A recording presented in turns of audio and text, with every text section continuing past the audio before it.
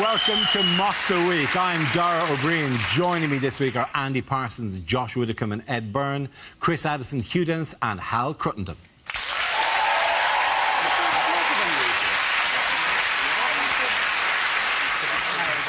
We start with a round called If This Is the Answer, What Is the Question? On the board, 6 categories. Hal, which category would you like?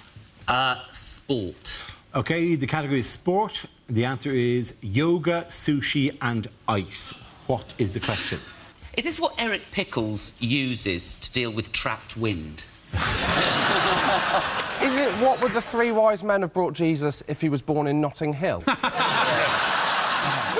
You think your Chinese tattoo says keep the faith. What does it actually mean? Is it in fact just what does Madonna smell of?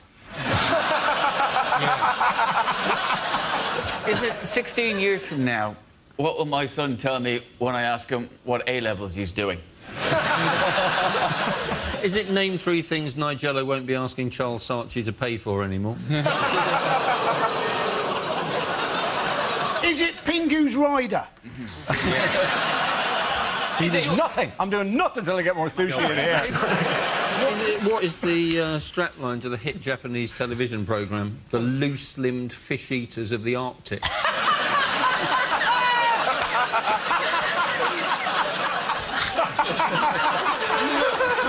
Is it what answer will you get if you ask Paris Hilton to name the elements? Is it, if you own a bar in Soho, what should you call it to guarantee it'll always be chock full of wankers? Is it simply what are 3 things which are very difficult to sell door to door? It is name 3 things that can make you lose the feeling in your legs. Sushi? Yeah. Do you know what sushi actually is? Is it what Andy Murray uses to keep up his training regime? It absolutely is. Well done.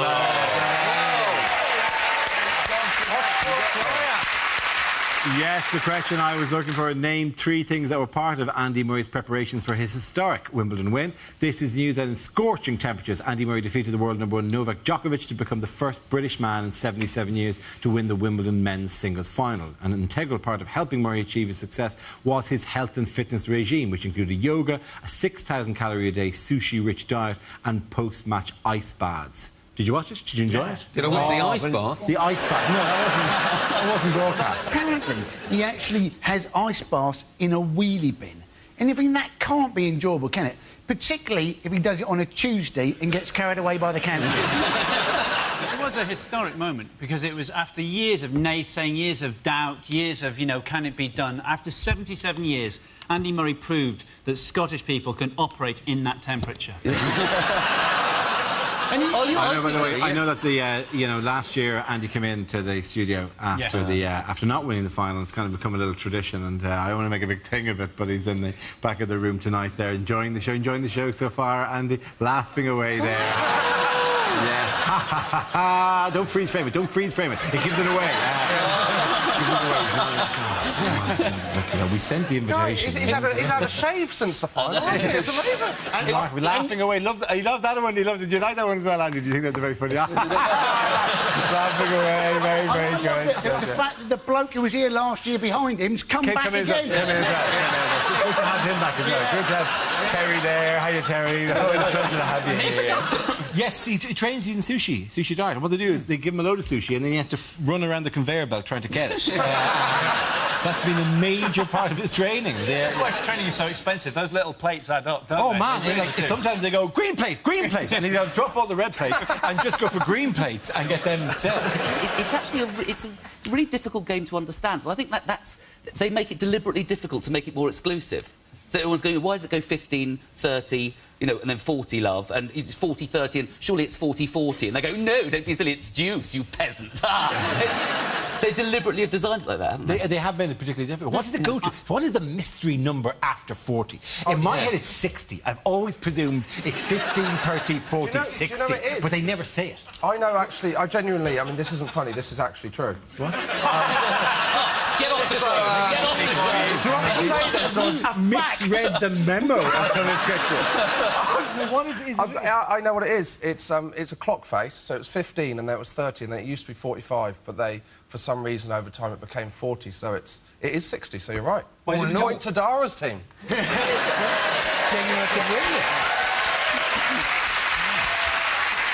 At this stage, I'm actually in the lead. Have I wandered into the wrong studio? It's a question of sport. We're going to play the mystery guest round, and what happens next? Yeah. Well, maybe it's Andy Murray. He's still up there laughing away. You would think, Dara, that maybe if Andy Murray was here, he could have answered your question himself. Probably, actually, yeah. Although he wouldn't. If you'd asked him a question, he'd have gone, well... Oh, Christ. It does, doesn't it? Every time he makes even winning sound like quite depressing. Everything's like, oh well, you know, the first set wasn't so. I tried to grow a beard. It's just bum fluff. I don't even like tennis. I'm just too scared to tell my mum. I am. There was a fantastic radio commentary just when he got to the first of the 4 championship points. The commentator said, and now the moment that none of us in our wildest dreams imagined would happen. And you think, you couldn't imagine that the world number 2...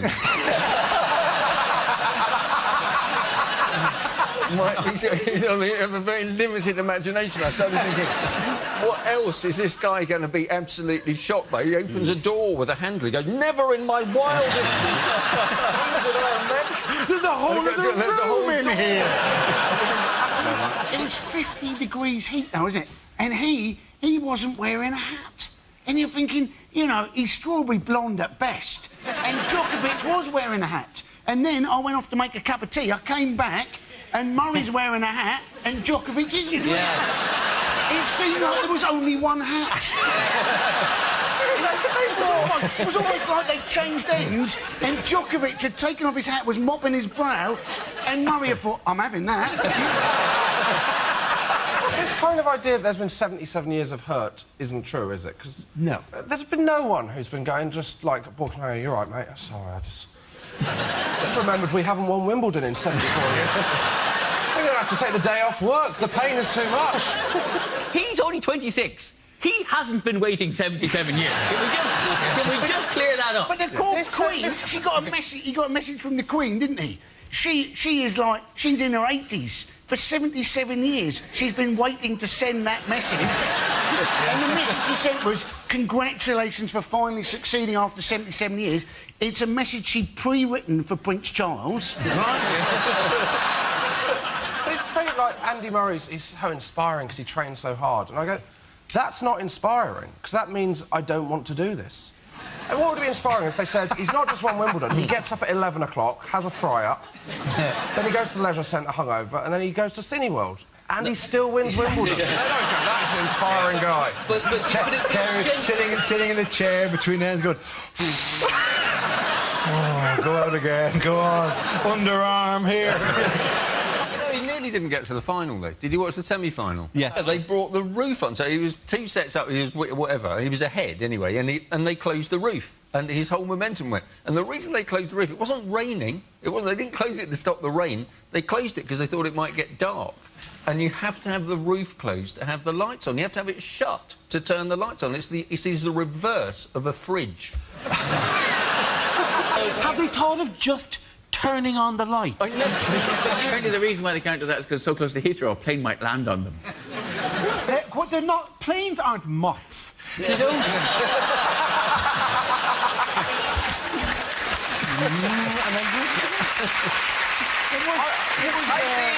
I see how you got that science show now. Planes are not moths. Do you know what? It is... The whole thing, though, is going to change Britain. I think that all this week, children will be getting out tennis rackets and they'll be phoning up their local club and finding out it's too expensive to join. My favourite headline was the Sun. You know, everyone's been looking at all of his preparation, everything that's led up to this, and the Sun had a headline that said Murray's amazing routine that turned him into Superman D, right? Which they think is a pun on Superman and Andy, but actually just makes him sound like the world's campiest superhero. It's a job for Superman D. I do burglars wear those stripes. They are so fat. Did you see those terrible musical montages at the end of each set? You know, and you're there thinking, well, imagine they did that for us. You know, when somebody here, like, wins a point or something, gives the answer, and then there's this do, do, do, do, do. You know, it's all in slow motion. Slow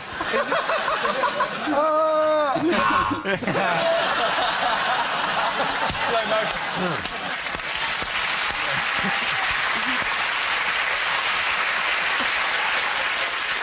Then a good week, by the way, for British sport anyway. Yeah. I mean, Chris Froome... Yeah, I love Chris Froome because he's got a name that sounds like what it sounds like when he goes past you. Froome. France haven't won the Tour de France in 30 years now. And you think they know their way round. You know it's there. Because most of the other cyclists go the wrong way around the roundabout. The French guy, I know exactly what they're doing. He was raised in South Africa, wasn't he? And the only reason he took up cycling was because he couldn't get into our cricket team. That was the... I feel The sorry. only reason I'm here is because I couldn't get into Westlife. At the end of that round, points to Ed, Josh and Andy. Now we play a round called Mock the Creek Without a Paddle.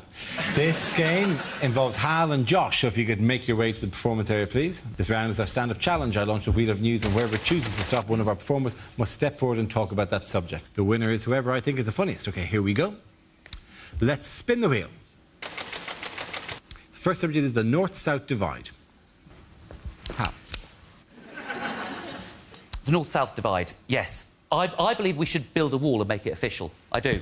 Obviously, you know, Northerners can build it. Well, pay for it. But it's all built on stereotypes. The assumptions are it's all built on stereotypes. Like, I have relatives in Grimsby who come to London and look for London to fulfil its stereotype. So they walk round going, oh, it's so unfriendly, no one chats to each other. And I say to them, why this constant need to chat? In Grimsby. I said to them, there was a little less chat and a bit more reading. Grimsby could be a cultural and economic superpower, it really could. The assumption is ridiculous, though. The assumption that everybody down south is rich is unfair. Like London, yes, very wealthy city. It's also got the biggest concentration of poverty in the UK is in London. That's a fact. Not me, thank God. God, no. Don't be silly. No. This goes tits up. Mummy bails me out. But, see, maybe that's why I've got a thing about this, because I am from a very middle-class southern family, and I am a bit of a middle-class southern twat. You know, we're one of those families that meet and everything is lovely. It's like, so how are you? Are you well? Yes, I'm lovely. Are you lovely? I'm lovely too. But we're not really lovely. We can't do confrontation, the middle classes. That's why you never see us on the Jeremy Kyle show. Ever. She's sleeping with your best mate! Well, obviously, I'm not happy about it, Jeremy. It'd be rubbish, wouldn't it? They're having a baby, she stole money off you to buy drugs. She is a bit of a character. Thank you very much, Hal. Well done. Now we're left with Josh. Let's see what you have. Let's spin the wheel. The topic is the home. Josh Whittaker. My flatmate is kind of filling our kitchen full of all the kind of pointless things my mum has in her home now. I don't know if you've got... We've just got this tea bag saucer, the saucer for tea bags. It's a very useful item. If you haven't got it, what it is, it's a saucer that you keep halfway between your kettle and your bin. And it's basically for when you make a cup of tea and then you get the tea bag, look across at the bin and go... I mean, that's a journey, isn't it? I mean, that's 3 or 4 yards. I mean, I need a stop-off. That's like driving to Leeds. I could die of tiredness. Then you walk halfway, put your tea bag down, go back, pick up your cup of tea and walk past the bin and out the kitchen. All we've done is create a kind of tea bag death row. That's all we've done. We've got our tea bag sauce on our breakfast bar. If you haven't got a breakfast bar, what it is, it's an extra yard of sideboard. And it's for eating your breakfast. It's when you wake up in the morning, you want to eat your breakfast, but you think, bloody hell, it's too early for a table, isn't it? I mean, I can't handle one of them until lunchtime. I mean, what I want is something slightly higher and less comfortable. That's what I'm looking for here. There's one thing I don't want to eat at 8 a.m. It's a bar. That is the reason I feel so shit in the first place. Well done to both of you. At the end of that round, points to both of you. Come on back.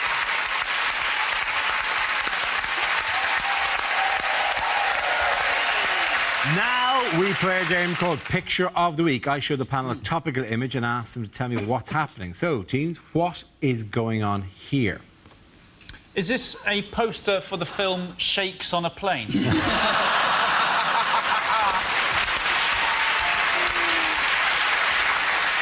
I don't know what it is, but whatever he's done, he's thought, I'm going to sit here, the other two windows haven't got curtains. To me, it looks like an Islamic fundamentalist fruit machine. Someone's got... I'm trying to get 3 beers. Brilliant.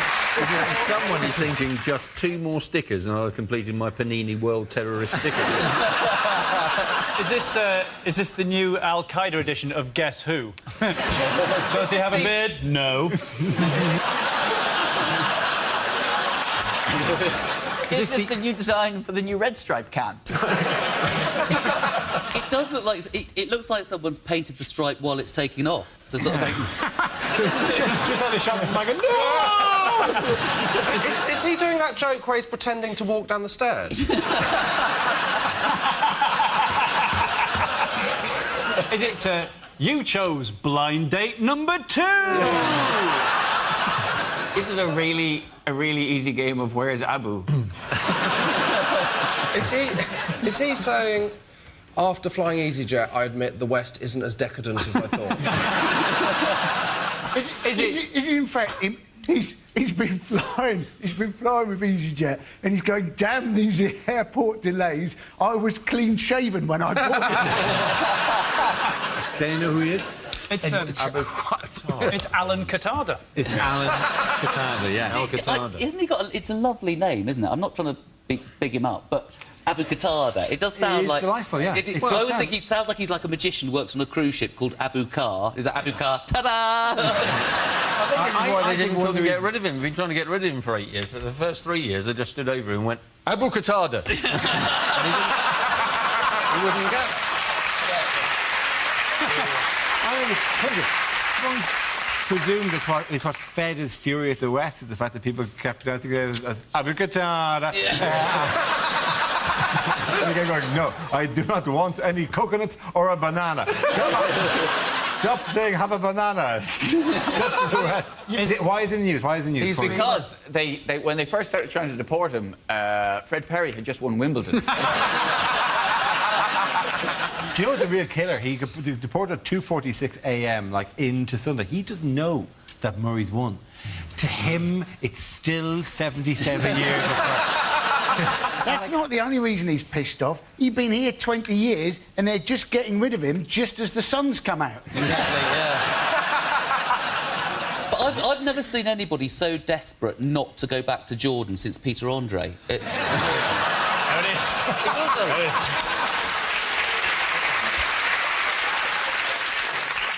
I wanted it to be like a rom-com, and Theresa May was going to change her mind at the last minute and run to the airport. She'd be bashing on the window, going, no! And then she'd turn around and there he is. Yeah. Oh, I was never leaving. You know, well, he was actually... They hired a private charter flight, didn't they? Yeah. People going, well, he couldn't really go on a scheduled flight. You aren't going to want to fly with Abu Qatada on the same plane. Although, ironically, it's probably the safest flight you've ever been on. They'd put that as the, you know, when you have to click on the plan on the, when you're booking a seat, there'd just be a picture of Abu Qatada. I'm not going to go next to him, I'll upgrade, I think. I think £7 to get an upgrade. It cost 50 grand, apparently, to hire a private jet for him to fly. And they were thinking of putting him on Ryanair, but apparently there's a special beard supplement, and it would have been... Where is he heading to now? He is heading to, is it Prison. Mowacar It's Prison? Mowacar Prison, yes. Mowacar Prison. The Telegraph are complaining is too nice. Yeah, well, the Telegraph's image... nice a prison. I think It's the too Telegraph comfy. presumed, because the prison has, you know... Well, I think his cell has a bed. They don't hang him upside down from the ceiling. My favourite one was there's a prison supermarket, and you think, well, there's probably a few things going missing from there, aren't there? There's like one cashier and 43 store detectives. There's a pottery room as well, and I've just got an image of him making like the scene from Ghost with him, and then Osama bin Laden's ghost in the Patrick Swayze. And then you've got Abu Hamza's hook to come round. Ruining it. Go away! Whose popularity has risen as a result of his deportation? Andy Murray. Andy Murray. Yeah. Because Andy Murray was pretty popular on Saturday, and then he got deported early on Sunday morning, and by Sunday evening, Andy Murray was like the most popular man in the country. Isn't that true, Andy? Andy's having a big laugh about that.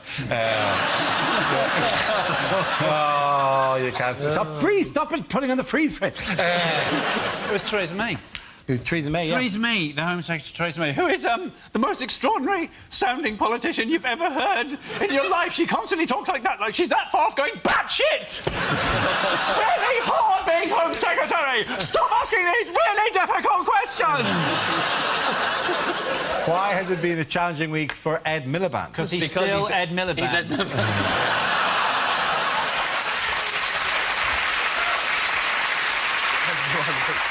May we have some specifics, please? Is his brother coming to stay?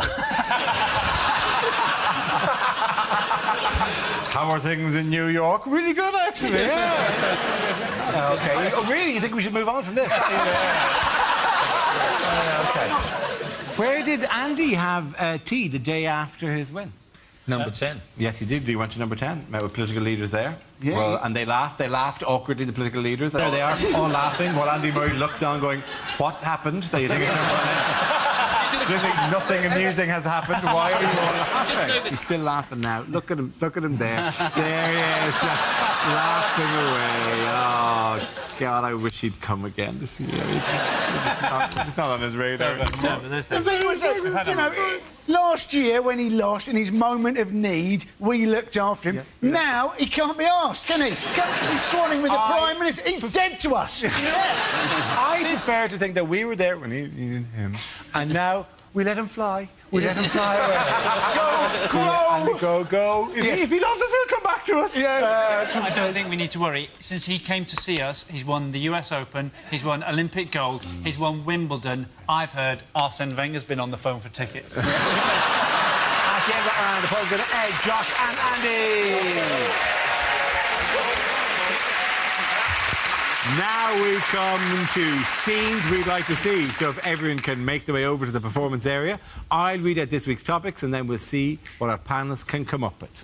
OK, here we go. The first subject is unlikely things to hear on daytime TV. Well, these four date from the early part of last century. Some wear and tear, a little bit of tarnishing there. But please welcome today's loose women.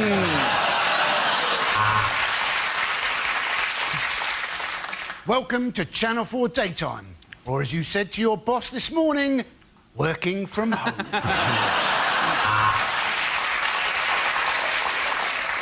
Well, coming up next, two programmes you don't want to get confused. Escape to the Countryside and Bargain... Hang on.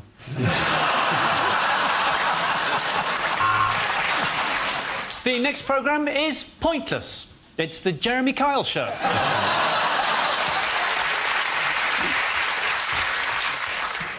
Coming up, Teletubbies Uncut. Yes, you're going to get to see Tinky Winky's Winky and Dipsy's La La. Next, Judge Judy. I have. She's shit.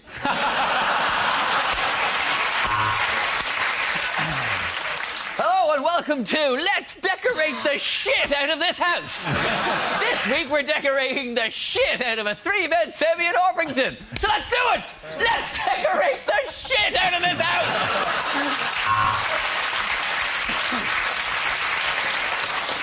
Next up, another property programme, which is pretty offensive when we consider you're all unemployed. Hello, welcome to This Morning. I'm Philip, a man on television, so I can go grey and look older. This is Holly, one wrinkle and she's finished.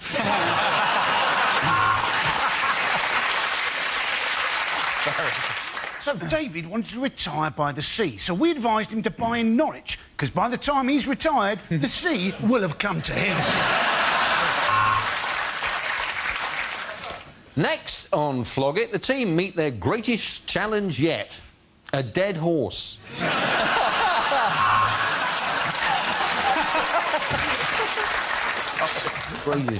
And now a trip round Dara O'Brien's head in Hair Hunters.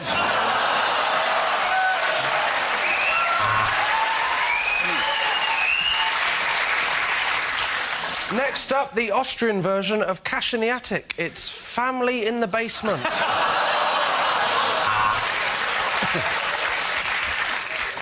Hello and welcome to Let's Cook the Shit Out of Some Dinner!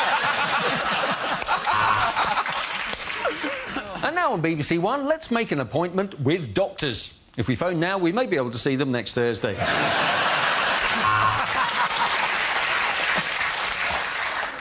Welcome to A Place in the Sun, the show that's for people who aren't sure if they want to live in Britain or move abroad. First up, Abu Qatada.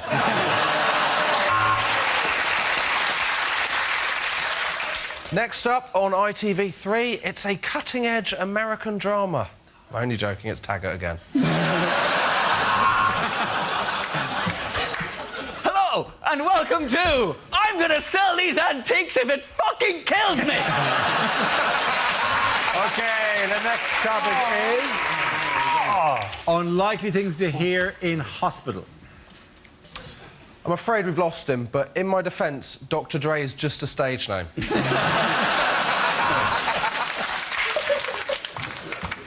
Right, I'm afraid you have had a stroke, so can you now take your hand out of my trousers?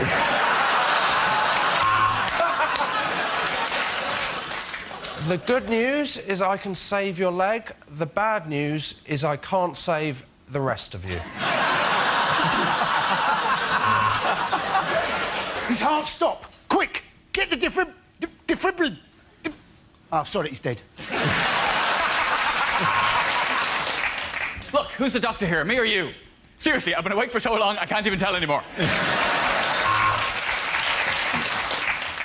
OK, I think we should remove the mole. How did it get up there?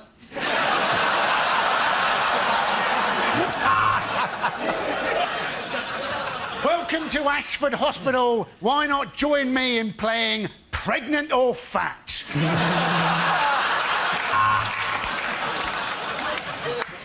Now, students, we know the operation has been a failure because we heard a buzzing and his nose lit up.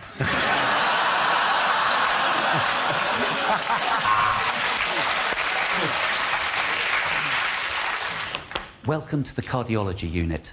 Boom!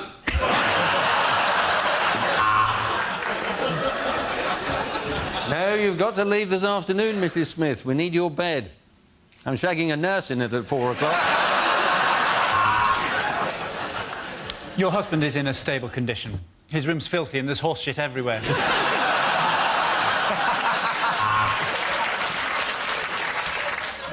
You could look at it that way, or you could think of it as gaining a hook.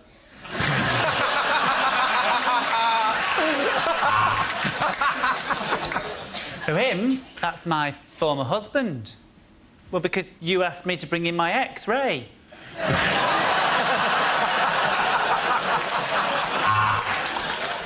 I'm afraid we're a bit short of time today. Do you mind if we pull the sheet over you now?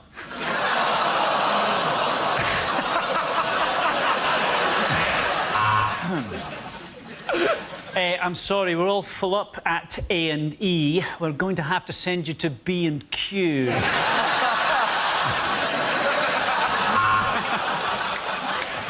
You'll just feel a small prick, and then I'll pull my trousers up and won't bother you again.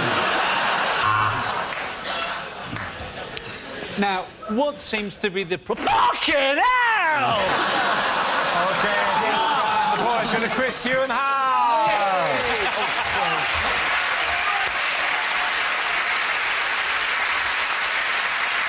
And that's the end of the show. This week's winners are Andy Parsons, Josh Widdicombe and Ed Byrne. Commiserations to Chris Allison, Hugh Dennis and Hal Cruttenden. Thank you for watching. I'm Dara Breen. Good night.